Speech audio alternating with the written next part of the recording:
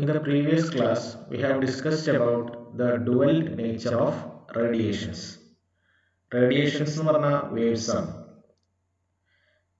These radiations അല്ലെങ്കിൽ waves sometimes act as a particle also. അതിനെയാണ് നമ്മൾ dual nature of radiations എന്ന് പറയാം. റേഡിയേഷൻസും മാറ്ററും എനർജിയുടെ രണ്ട് രൂപങ്ങളാണ്. Radiations and matter are two fundamental forms of energy. So de Broglie suggested that if radiations exhibit dual nature, then the matter also should exhibit dual nature. De Broglie പറഞ്ഞത് radiations അല്ലെങ്കിൽ waves particle nature കാണിക്കുന്നുണ്ട് എങ്കിൽ particles wave nature കാണിക്കണം. അതിനെയാണ് നമ്മൾ dual nature of matter എന്ന് പറയുക. De Broglie's hypothesis. A moving particle sometimes act as a wave and sometimes act as a particle. The waves associated with the moving particles are called matter waves or de Broglie waves. ഒരു moving particle ചില സമയങ്ങളിൽ wave ആയിട്ടും ചില സമയങ്ങളിൽ particle ആയിട്ടും act ചെയ്യുന്നു. ഒരു particle move ചെയ്യുകയാണെങ്കിൽ മാത്രമേ അത് വേവ് നേച്ചർ കാണിക്കുകയുള്ളൂ. അപ്പോൾ ഒരു പാർട്ടിക്കിൾ മൂവ് ചെയ്യുകയാണെങ്കിൽ അത് ചില സമയങ്ങളിൽ വേവ് ആയിട്ട് ആക്ട് ചെയ്യും. ആ പാർട്ടിക്കിളുമായി ബന്ധപ്പെട്ട വേവ്സിനെ നമ്മൾ വിളിക്കുന്ന പേരാണ് matter waves. D Broglie waves എന്നും പറയാറുണ്ട്. Now we are going to derive an expression for wavelength of the matter waves. The wavelength of the waves produced by a moving particle. So according to Planck's quantum theory, energy of a photon is given by E equals h nu. Now if photon is a particle, you can write the energy of the photon is E is equal to mc square. From equation 1 and 2, you can write h nu equals mc square or m equals h nu by c square. The momentum of a photon p is equal to mass into velocity. So you substitute, in the place of mass you substitute h nu by c square. Now velocity of a photon is c. So you will get h nu by c. Nu by c is 1 by lambda. C is equal to nu lambda എന്നാണ്. അപ്പോൾ nu by c എന്ന് പറഞ്ഞാൽ 1 by lambda വരിക. Or you will get p is equal to h by lambda. Or wavelength lambda equals h by p. Or you can write wavelength lambda equals h by mv. So this is the de Broglie wave equation. This gives the wavelength of a matter wave. ഒരു moving particle produce ചെയ്യുന്ന വേവ്സിനെയാണ് നമ്മൾ matter waves അല്ലെങ്കിൽ de Broglie waves എന്ന് പറയുക.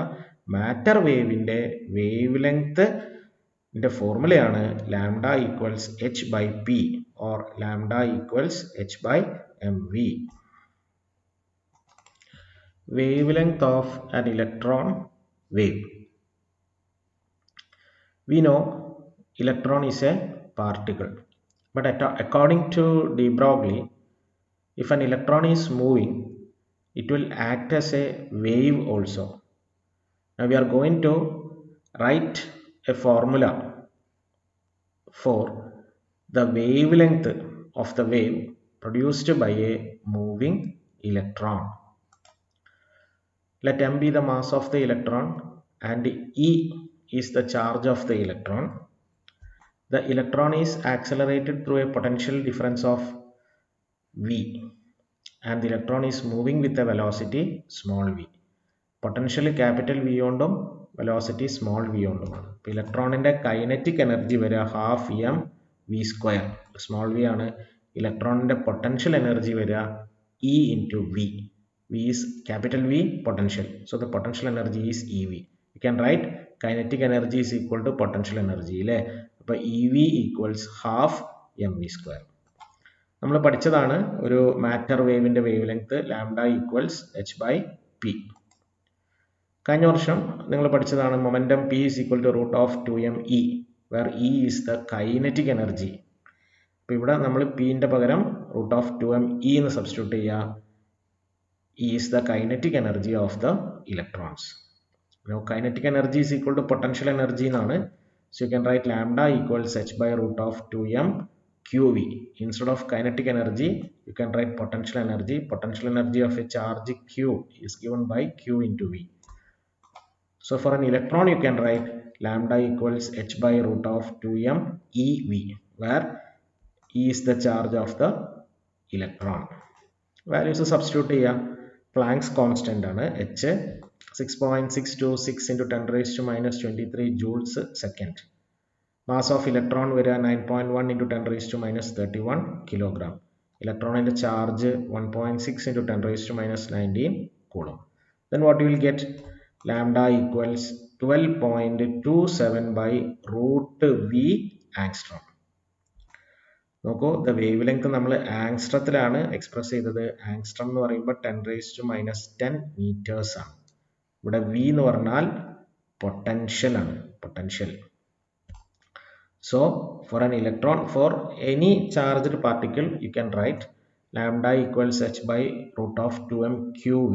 For an electron, this equation can be rewritten as lambda equals 12.27 by root v angstrom.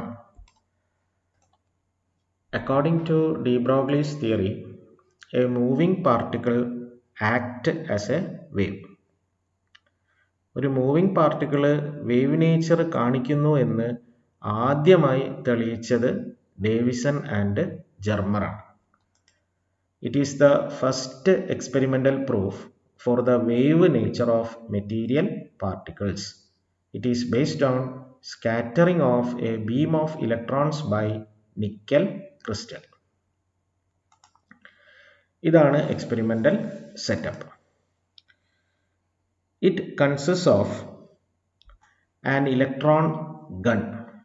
Electron gunനിൽ ഒരു tungsten filament ആണുള്ളത്. It is connected to a low tension battery. ഈ low tension battery ഉപയോഗിച്ച് നമ്മൾ ഈ ഫിലമെന്റിനെ ഹീറ്റ് ചെയ്യുമ്പോൾ അതിൽ നിന്നും ഇലക്ട്രോൺസ് എമിറ്റഡ് ആവും. The emitted electrons are passed through 2 pinholes C and A. ഇലക്ട്രോൺസിനെ ഒരു നാരോ ബീമാക്കാൻ വേണ്ടി നമ്മൾ അതിനെ 2 പിൻ ഹോളിലൂടെ കടത്തിവിടും. The electrons are accelerated by a potential provided by a high tension battery. ഇവിടെ നിന്ന് ഇലക്ട്രോൺസിനെ നിങ്ങൾക്കറിയാം, ഒരു ചാർജ് പാർട്ടിക്കിളിനെ ആക്സിലറേറ്റ് ചെയ്യിക്കാൻ നമ്മളൊരു പൊട്ടൻഷ്യൽ പ്രൊവൈഡ് ചെയ്യണം. അപ്പോൾ ഇവിടെ നിന്ന് ഇലക്ട്രോൺസിനെ നിക്കൽ ക്രിസ്റ്റലിലേക്ക് ആക്സിലറേറ്റ് ചെയ്യിക്കാൻ വേണ്ടി നമ്മളൊരു പൊട്ടൻഷ്യൽ പ്രൊവൈഡ് ചെയ്യുന്നു. ആ ആക്സിലറേറ്റിംഗ് പൊട്ടൻഷ്യൽ ഒരു ഹൈ ടെൻഷൻ ബാറ്ററി ബി ഉപയോഗിച്ചിട്ടാണ് നമ്മൾ പ്രൊവൈഡ് ചെയ്യുന്നത്. The narrow beam of electrons falls on the nickel crystal and is deflected by the crystal in different directions. Nickel ക്രിസ്റ്റലിൽ എത്തിച്ചേരുന്ന ഇലക്ട്രോൺ ബീം പല ഡയറക്ഷനിലേക്ക് ഡിഫ്ലക്റ്റഡ് ആവും. The deflected electrons are detected by means of a detector D. പല ആംഗിളിലാണ് electrons diffracted ആവുക. അങ്ങനെ diffracted ആവുന്ന ഇലക്ട്രോൺസിനെ ഒരു ഡിറ്റക്ടർ ഡി ഉപയോഗിച്ച് നമ്മൾ ഡിറ്റക്ട് ചെയ്യും. You can move the detector along this line. The detector measures the intensity of the scattered electrons as a function of scattering angle phi.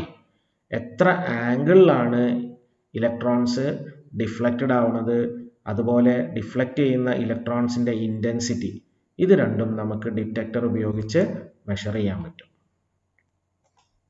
ആദ്യം ആക്സിലറേറ്റിംഗ് പൊട്ടൻഷ്യൽ 44 വോൾട്ട് ആക്കി.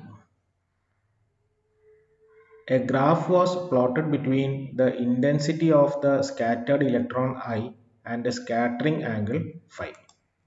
നമുക്ക് graph ഇങ്ങനെയാണ് കിട്ടിയത്. പിന്നെ accelerating potential 48 volt ആക്കി. Again a graph was plotted between intensity of the scattered electron and the angle of scattering phi. The nature of the graph was like this. Accelerating potential 52 volt, 54 volt, 58 volt, അങ്ങനെ 68 volt വരെ scattering potential vary ചെയ്തു. ഓരോ പ്രാവശ്യവും ഐയും ഫൈയും തമ്മിലുള്ള graph വരച്ചു. The shape of the graph was like this. നിങ്ങൾക്ക് ഈ ഗ്രാഫ് നോക്കിയാൽ മനസ്സിലാവും. There is A sharp peak when the accelerating potential was 54 volt and then the angle of scattering was 50 degree. The graph shows that there is a sharp peak when accelerating potential was 54 volt and the scattering angle was 50 degree. എന്താണ് ഈ sharp peak കാണിക്കുന്നത്? Scatter ചെയ്ത ഇലക്ട്രോൺസിൻ്റെ intensity maximum ആവുന്നത് 54 volt പൊട്ടൻഷ്യലിൽ, അതുപോലെ 50 degree scattering ആംഗിളിലാണ്. ഇനി എന്തുകൊണ്ടാണ് intensity maximum ആവുന്നത്? അത് നിങ്ങൾക്ക് ഈ ചിത്രം നോക്കിയാൽ മനസ്സിലാവും. ഇതാണ് ഇൻസിഡൻറ്റ് ബീം, ഇൻസിഡൻറ്റ് ഇലക്ട്രോൺ ബീമാണ്. ഇൻസിഡൻറ്റ് ഇലക്ട്രോൺ ബീം ഇത് നമ്മുടെ നിക്കൽ ക്രിസ്റ്റലാണ്. നിക്കൽ ക്രിസ്റ്റലിലെ ഫസ്റ്റ് പ്ലെയിനിൽ തട്ടി സ്കാറ്റർ ചെയ്യുന്നു. കുറച്ച് ഇലക്ട്രോണുകൾ സെക്കൻഡ് പ്ലെയിനിൽ തട്ടി സ്കാറ്റർ ചെയ്യുന്നു. കുറച്ച് ഇലക്ട്രോണുകൾ നിക്കൽ ക്രിസ്റ്റലിലെ തേർഡ് പ്ലെയിനിൽ തട്ടി സ്കാറ്റർ ചെയ്യുന്നു. വ്യത്യസ്ത പ്ലെയിനുകളിൽ തട്ടി സ്കാറ്റർ ചെയ്യുന്ന ഇലക്ട്രോൺ ബീമുകൾ ഇന്റർഫിയർ ചെയ്യുന്നു. കൺസ്ട്രക്റ്റീവ് ഇന്റർഫറൻസ് നടക്കുമ്പം the intensity of the scattered electron beam will be maximum. അപ്പോൾ നമുക്ക് പറയാം ഇവിടെ ഇന്റൻസിറ്റി മാക്സിമം ആയത് വ്യത്യസ്ത പ്ലെയിനുകളിൽ തട്ടി സ്കാറ്റർ ചെയ്യുന്ന ഇലക്ട്രോൺ ബീമുകളുടെ കൺസ്ട്രക്റ്റീവ് ഇന്റർഫറൻസ് കാരണമാണ്. We know that constructive interference അല്ലെങ്കിൽ interference is exhibited by waves. So here the electron behave as waves. This establishes the wave nature of electrons. ഡിഫ്രാക്ഷനുമായി ബന്ധപ്പെട്ട ഒരു ലോയാണ് Bragg's law of diffraction. According to Bragg's law of diffraction, n lambda equals 2d sin theta. n എന്ന് പറഞ്ഞാൽ order of diffraction ആണ്. Bragg's diffraction first order diffraction ആണ്. So n is equal to 1. Theta എന്ന് പറഞ്ഞാൽ glancing angle ആണ്. Glancing angle is the angle between the plane of the crystal and the incident beam. ഇവിടെ നോക്കി നിങ്ങൾക്ക് കാണാം glancing angle. ഇതാണ് നമ്മുടെ ഇൻസിഡന്റ് ബീം, ഇതാണ് നിക്കൽ ക്രിസ്റ്റലിന്റെ plane. So the glancing angle here is 65 degree. D is the spacing between the planes of the nickel crystal.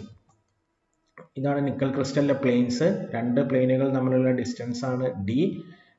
Here in this case D, the value of D is 0.91 millimeter. So by substituting the values you will get the wavelength of the scattered electron is 1.65 angstrom. ഒരു matter wave, electron ഒരു particle ആണ്. ഇപ്പോൾ electron produce ചെയ്യുന്ന wave matter wave ആണ്. D ബ്രോഗ്ലിയുടെ theory അനുസരിച്ചിട്ട് the wavelength of an electron wave is given by lambda equals 12.27 by root v angstrom. Here in this experiment we get maximum intensity at a potential 54 volt. So by substituting V is equal to 54, you will get lambda equals 1.66 angstrom. ബ്രാഗിന്റെ law of diffraction ഉപയോഗിച്ചിട്ട് നമുക്ക് കിട്ടിയ electron വേവിന്റെ wavelength 1.65 angstrom ആണ്. De Broglie തിയറിയിൽ നിന്നും നമുക്ക് കിട്ടിയ ഇലക്ട്രോൺ വേവിന്റെ വേവ് ലെങ്ത് 1.66 ആങ്സ്ട്രം ആണ്. So the two values are in agreement. This establishes that electron act as a wave. We are going to discuss about some points regarding the wave nature of moving particles. We know that the wavelength of a moving particle is lambda equals h by mv. h എന്ന് പറഞ്ഞാൽ planks constant ആണ്. അതിന്റെ value നിങ്ങൾക്ക് അറിയാം 6.6 into 10 raised to minus 31. m എന്ന് പറഞ്ഞാൽ mass of the particle ആണ്. v എന്ന് പറഞ്ഞാൽ വെലോസിറ്റി ഓഫ് ദ പാർട്ടിക്കിൾ ആണ്. അപ്പോൾ നമ്മൾ ഒരു ലാർജ് മൂവിങ് ഓബ്ജക്റ്റ് എടുക്കുകയാണെങ്കിലോ, ഫോർ എക്സാമ്പിൾ ഫുട്ബോൾ. ഇപ്പോൾ ഫുട്ബോളിൻ്റെ മാസ് നമുക്കൊരു 1 കിലോഗ്രാം എന്ന് എടുക്കുക. അപ്പോൾ ഫുട്ബോളിൻ്റെ മാസ് ഞാൻ ഇവിടെ 1 കിലോഗ്രാം സബ്സ്റ്റിറ്റ്യൂട്ട് ചെയ്യുകയാണെങ്കിൽ ഇവിടെ എച്ചിൻ്റെ വാല്യൂ 6.6 × 10⁻³ എന്നാണ് അല്ലേ. അപ്പോൾ നമുക്ക് വേവ് ലെങ്ത് കിട്ടുക ഏകദേശം 10⁻³ മീറ്റേഴ്സ് എന്നാണ്. ഇപ്പോൾ ഫുട്ബോൾ പോലെയുള്ള നമുക്ക് കാണാൻ പറ്റുന്ന ഒരു വസ്തുവിൻ്റെ വേവ് ലെങ്ത് ഏകദേശം 10⁻³ മീറ്റേഴ്സ് ആണ് വരിക. We know that the wavelength is very small and cannot be measurable. അപ്പോൾ large moving objects wave nature കാണിക്കുന്നുണ്ട്, പക്ഷെ ആ വേവ് ലെങ്ത് അല്ലെങ്കിൽ ആ വേവ് നേച്ചർ സിഗ്നിഫിക്കൻ്റ് അല്ല. കാരണം the wavelength is very very small. ഇനി നമ്മൾ സബാറ്റമിക് ലെവലിലേക്കൊന്ന് പോയി നോക്കുക. You consider a subatomic particle, say electron. ഇലക്ട്രോണിൻ്റെ മാസ് നിങ്ങൾക്കറിയാം, m is equal to 9.1 × 10⁻³ kilogram. എച്ചിൻ്റെ വാല്യൂ കൊടുത്തു നോക്കിയാലോ, 6.6 × 10⁻³ അപ്പോൾ ഒരു ഇലക്ട്രോൺ കൺസിഡർ ചെയ്യുകയാണെങ്കിൽ ഇവിടെ 10⁻31 ഇവിടെ 10⁻34 വരും അല്ലേ.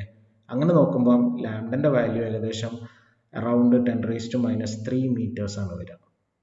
So when you are considering subatomic particles, the wavelength is measurable. So the wave nature of a subatomic particle is significant. Move ചെയ്യുന്ന എല്ലാ പാർട്ടിക്കിൾസും വേവ് നേച്ചർ എക്സിബിറ്റ് ചെയ്യും, പക്ഷെ ആ വേവ് നേച്ചർ സിഗ്നിഫിക്കൻ്റ് ആവുന്നത് സബാറ്റമിക് ലെവലിലാണ്. കാരണം സബാറ്റമിക് പാർട്ടിക്കിൾസിൻ്റെ മാസ് കുറവാണ്.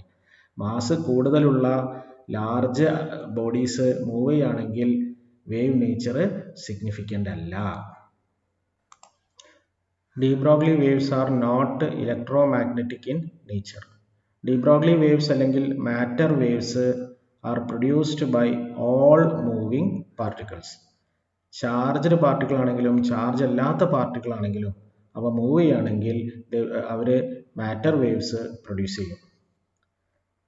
പക്ഷേ ഇലക്ട്രോമാഗ്നറ്റിക് വേവ്സ് ആരാ പ്രൊഡ്യൂസ് ചെയ്യുക? Electromagnetic waves are produced by only accelerated charge particles. The matter wave picture of particles incorporates Heisenberg's uncertainty principle. നിങ്ങൾ ഹെയ്സൻബർഗ്സ് അൺസർട്ടനിറ്റി പ്രിൻസിപ്പിൾ പഠിച്ചതാണ്. It is not possible to measure the momentum and position of a subatomic particle at the same time. നമുക്ക് ഒരേ സമയത്ത് ഒരു subatomic പാർട്ടിക്കിളിൻ്റെ പൊസിഷനും മൊമെൻറ്റവും കറക്റ്റായി measure ചെയ്യാൻ സാധിക്കില്ല. Delta X into delta P greater than or equal to h/4π. Delta X എന്ന് പറഞ്ഞാൽ uncertainty in position ആണ്. ഡെൽറ്റ പി എന്ന് പറഞ്ഞാൽ അൺസർട്ടനിറ്റി ഇൻ മൊമെൻറ്റം ആണ്. നമുക്ക് ഈ ഇക്വേഷൻ ഒന്ന് നോക്കുക. You can write delta P greater than or equal to h/4π into delta X. നമ്മളൊരു സബാറ്റമിക് പാർട്ടിക്കിളിൻ്റെ പൊസിഷൻ കറക്റ്റായിട്ട് മെഷർ ചെയ്തു. നമുക്ക് അക്യുറേറ്റ് ആയിട്ട് ഒരു സബാറ്റമിക് പാർട്ടിക്കിളിൻ്റെ പൊസിഷൻ മെഷർ ചെയ്തു. അപ്പം uncertainty in position delta X എന്താ വരിക? 0. പൊസിഷൻ കറക്റ്റ് ആണെങ്കിൽ അതിൽ അൺസർട്ടനിറ്റി ഇല്ല, അപ്പോൾ ഡെൽറ്റ എക്സ് 0 ആണ്. ഡെൽറ്റ എക്സ് 0 ആണെങ്കിൽ uncertainty in momentum delta P എന്താ വരിക? ഇൻഫിനിറ്റി വരും. So if there is no uncertainty in position, the uncertainty in momentum is infinity. എന്നതിൻ്റെ അർത്ഥം നമുക്ക് പൊസിഷൻ കറക്റ്റായിട്ട് മെഷർ ചെയ്യാൻ പറ്റിയാൽ അതിൻ്റെ മൊമെൻറ്റം നമുക്ക് മൊമെൻറ്റത്തിലുള്ള അൺസർട്ടനിറ്റി ഇൻഫിനിറ്റി ആണ്. The wave picture of the particle includes Heisenberg's uncertainty principle. It is difficult to find the correct location of a particle when it is acting as a wave. ഒരു moving particle വേവായിട്ട് act ചെയ്യുമ്പോൾ അതിൻ്റെ exact position പറയാൻ ബുദ്ധിമുട്ടാണ്. ഉദാഹരണത്തിന് ഇപ്പോൾ ഒരു electron ഒരു വേവായിട്ട് act ചെയ്യുകയാണെങ്കിൽ ആ ഇലക്ട്രോണിൻ്റെ പൊസിഷൻ എവിടെയായിരിക്കും? ഇവിടെയാവാം, ഇവിടെയാവാം, ഇവിടെയാവാം, എവിടെയുമാവാം. So when a particle act as a wave, its position is described by Born's probability interpretation. According to Bond's probability interpretation, if the intensity of the matter wave is large in a certain region, there is a greater probability of the particle being found there. ഒരു matter വേവിൻ്റെ intensity എവിടെയാണോ കൂടുതൽ അവിടെയാണ് ആ particle കാണാൻ സാധ്യത കൂടുതലായി ഉള്ളത്. Intensity is proportional to square of amplitude. അപ്പം നമ്മൾ ഈ ഡയഗ്രാം നോക്കുകയാണെങ്കിൽ ആംപ്ലിറ്റ്യൂഡ് അല്ലെങ്കിൽ ഇൻറ്റൻസിറ്റി കൂടുതലുള്ളത് ഈ സ്ഥലങ്ങളിലാണ്. അപ്പോൾ ഈ സ്ഥലങ്ങളിലാണ് ഇലക്ട്രോൺ കൂടുതലായി കാണാൻ സാധ്യത ഉള്ളത്. According to de Broglie equation, the wavelength of a moving particle is given by lambda equals h by p. If the moving electron has a definite momentum, then from this equation it has a definite wavelength. Move ചെയ്യുന്ന ഇലക്ട്രോണിൻ്റെ momentum fixed ആണ് എങ്കിൽ, constant ആണ് എങ്കിൽ അതിൻ്റെ wave ലെങ്ത്തും fixed ആയിരിക്കും. അങ്ങനെ ഒരു വേവിനെ എങ്ങനെയാണ് നമ്മൾ റിപ്രസെൻ്റ് ചെയ്യുക? ഇതായിരിക്കും അതുപോലുള്ളൊരു വേവ്, ഫിക്സഡ് വേവ് ലെങ്ത് ഉള്ള വേവ്. നിങ്ങൾക്ക് ഈ ചിത്രം നോക്കിയാൽ മനസ്സിലാക്കാൻ പറ്റും ഇതിൻ്റെ വേവ് ലെങ്ത് അല്ലേ, ഇത് മുതൽ ഇതുവരെ, അല്ലെങ്കിൽ ഒരു ക്രസ്റ്റ് മുതൽ അടുത്ത ക്രസ്റ്റ് വരെ. So this wave has a definite wavelength. ഇങ്ങനെ ഡെഫിനിറ്റ് വേവ് ലെങ്ത് ഉള്ള wave it extends all over the space. ഇവിടുന്ന് തുടങ്ങി ഇങ്ങനെ ഇതിൻ്റെ ബാക്കി ഇങ്ങനെ പോകും വേവ്. അപ്പോൾ ആ വേവ് പ്രൊഡ്യൂസ് ചെയ്യുന്ന പാർട്ടിക്കിൾ എവിടെയാണ് ഉണ്ടാവുക? എവിടെ വേണമെങ്കിലും ആവാം. പാർട്ടിക്കിൾ എവിടെ വേണമെങ്കിലും, ആ സ്പേസിൽ എവിടെ വേണമെങ്കിലും ആവാം. ബോൺസ് പ്രോബബിലിറ്റി ഇന്റർപ്രിറ്റേഷൻ അനുസരിച്ചിട്ട് അത് കൂടുതൽ കാണാനുള്ള സാധ്യത ഇന്റൻസിറ്റി കൂടിയ ഈ പോയിന്റിലായിരിക്കും. So we can say that if the electron has a definite momentum, it has a definite wavelength. A wave of definite wavelength is given by this diagram. It extends all over the space, so the particle can be anywhere in the space. അതായത് ഒരു definite momentum ഉള്ള electron ആണ് എങ്കിൽ അതിൻ്റെ position എവിടെ വേണമെങ്കിലും ആവാം. The uncertainty in position is infinite. അപ്പം അതിൻ്റെ അർത്ഥം എന്താ? മാറ്റർ വേവിൻ്റെ ചിത്രം ഇങ്ങനെയല്ല. ഒരു പാർട്ടിക്കിള് പ്രൊഡ്യൂസ് ചെയ്യുന്ന മാറ്റർ വേവ് ഇതുപോലെ അല്ല. ഈ വേവിൻ്റെ പ്രത്യേകത നമ്മൾ പറഞ്ഞതാണ്. This wave extend all over the space. ഇവിടുന്ന് തുടങ്ങി ഇങ്ങനെ മുഴുവൻ സ്പേസിലും നിറഞ്ഞു നിൽക്കുന്ന വേവാണ്. രണ്ടാമത്തത് it has a definite wavelength, so the uncertainty in position is infinity. ഇതുപോലെയല്ല ഒരു matter wave. The diagram of the matter wave is as shown here. ഇതുപോലെയാണ് ഒരു പാർട്ടിക്കിൾ പ്രൊഡ്യൂസ് ചെയ്യുന്ന മാറ്റർ വേവ് ഉണ്ടാവുക. എന്താ അതിൻ്റെ പ്രത്യേകത? ഒന്ന്, this wave does not extend all over the space. ഇവിടെ തുടങ്ങി അത് ഇവിടെ അവസാനിക്കുന്നു. So we can say that the matter wave extend over a finite region. ഇനി രണ്ടാമത്തതോ, the wavelength of this wave is not fixed. It is a wave packet. The matter wave is a wave packet consisting of a number of waves. The wave packet does not have a single wavelength. It consists of a number of wavelengths around a central wavelength. ഇതാണ് central wave length. അപ്പോൾ നമ്മളെ particle ഇവിടെ മുതൽ ഇവിടം വരെയുള്ള ഏത് സ്ഥലത്ത് വേണമെങ്കിലും ആവാം. കൂടുതൽ സാധ്യത ഇൻറ്റൻസിറ്റി കൂടിയ ഇവിടെയാണ്. So the wavelength is not fixed. Wavelength fixed അല്ലെങ്കിൽ അതിൻ്റെ മൊമെൻറ്റവും ഫിക്സഡ് അല്ല. So we can say that there is an uncertainty in momentum. So there is an uncertainty in position also. പക്ഷേ ഇതും ഇത് തമ്മിലുള്ള വ്യത്യാസം എന്താ? ഇവിടെ പൊസിഷനിലുള്ള അൺസർട്ടനിറ്റി ഇൻഫിനിറ്റി ആണ്. ഇവിടെ പൊസിഷനിലും മൊമെൻറ്റത്തിലും അൺസർട്ടനിറ്റി ഉണ്ട്, പക്ഷെ അത് ഇൻഫിനിറ്റി അല്ല. So this is the figure showing a matter wave. A matter wave is a wave packet.